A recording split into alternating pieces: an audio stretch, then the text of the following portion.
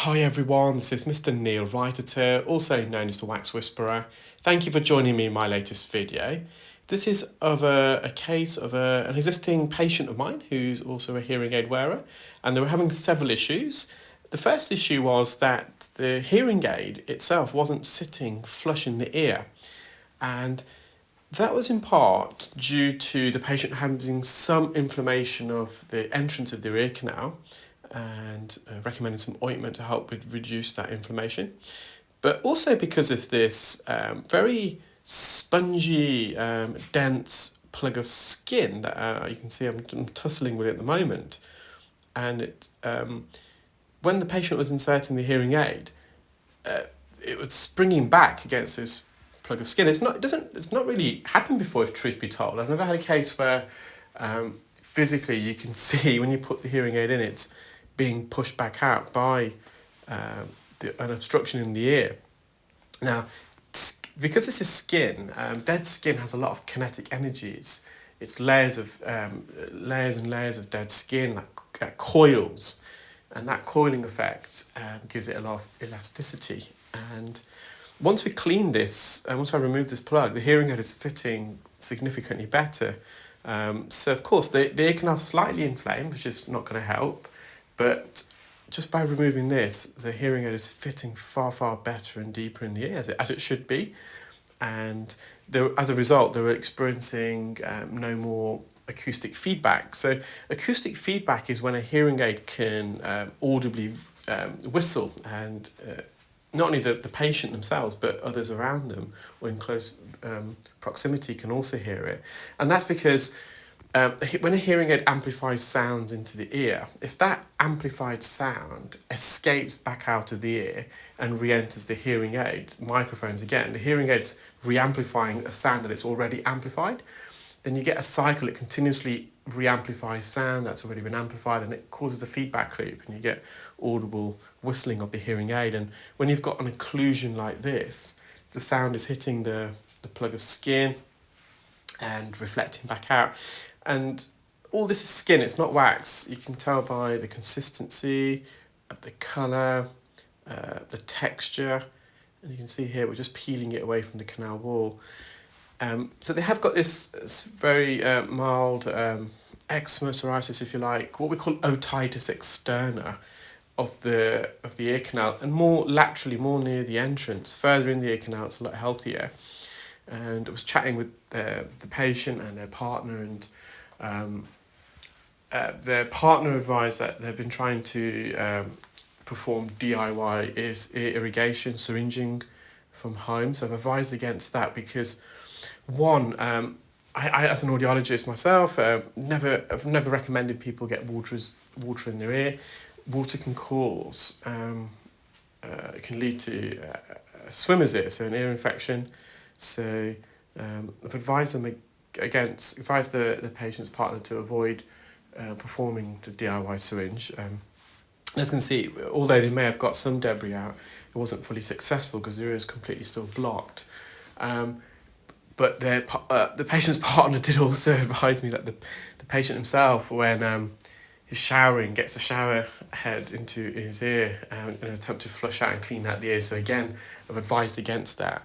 And I have a feeling once we just keep this ear nice and dry, that the condition of the ear will significantly improve. So you can see we're more medial here, although there is some dead skin here, but once I've removed it, the ear canal itself looks a lot more healthier. So it's just the outer part, and I'm going to put some cream here, some ointment that they've got, and that should help.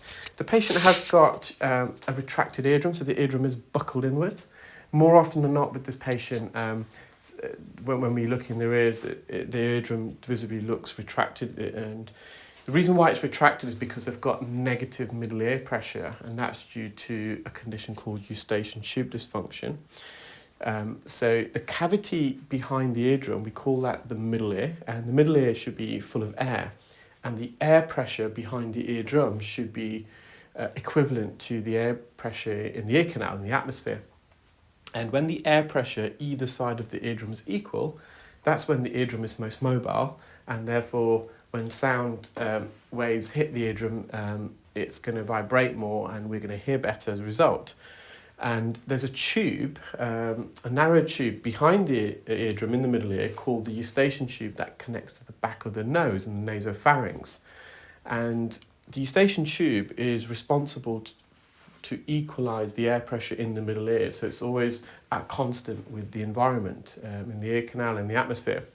So the Eustachian tube typically is closed, but during the course of the day, without us even realizing or noticing, when we swallow, yawn or chew, the muscles either side of the Eustachian tube near the back of the nose, they contract, it causes the Eustachian tube to open, and then the air pressure can equalize.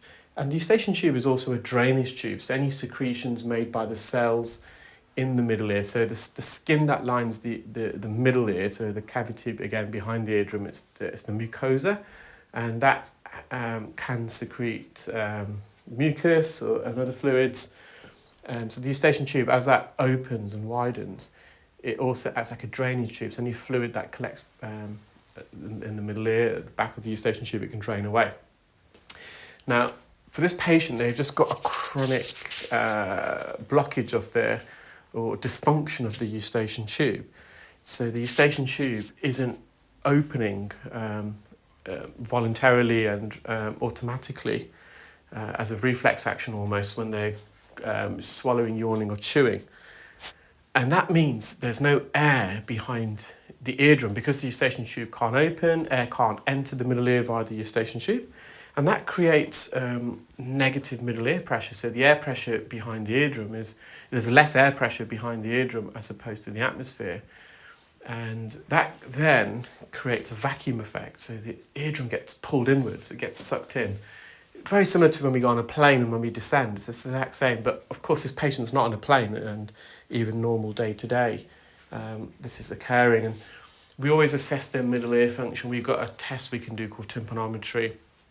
And more often than not, 9 out of 10 times, it's always retracted. Last year, the patient's Eustachian tube did clear. We were going through some treatments of nasal sprays and the Otovent nasal balloon, which really helped. So just recommended the patient to resume with the balloon. I think that's going to be more effective for the patient, the balloon. And hopefully they can clear their Eustachian tubes. But the Eustachian tube, the blockage of this patient's Eustachian tube hasn't actually hindered their hearing other than their natural hearing loss that they've got. So when we test their hearing, we can take into account whether the blocked Eustachian tube is having an impact on this patient's hearing, and it hasn't.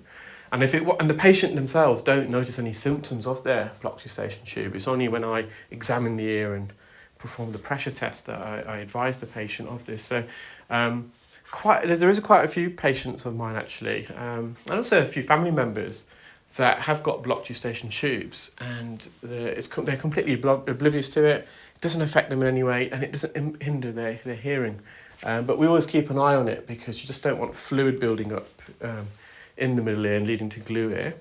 So this is the patient's right ear. So again, they have got some otitis externa at the entrance. And again, I'm just hoping, but nowhere near as bad as their left ear. There's no real inflammation there. And again, I'm just hoping once the ear's kept dry and they're avoiding water entering the ear health in general will be much healthier. Similarly to their left ear, the more medial part of the ear canal is a bit more healthier.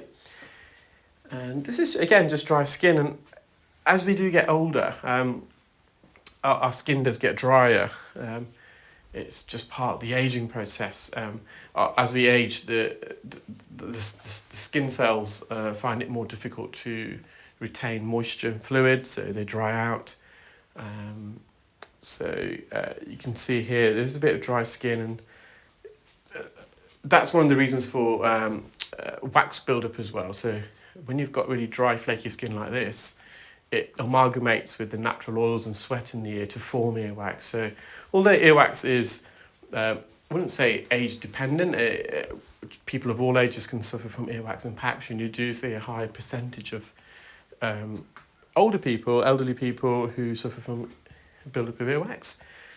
And of course, as we get older, we're more likely to wear a hearing aid, and a hearing aid can in itself exacerbate earwax impaction because it's preventing the natural migration of skin out of the ear and the natural migration of earwax out of the ear, because it's blocking the entrance and it's in some ways pushing the wax further in.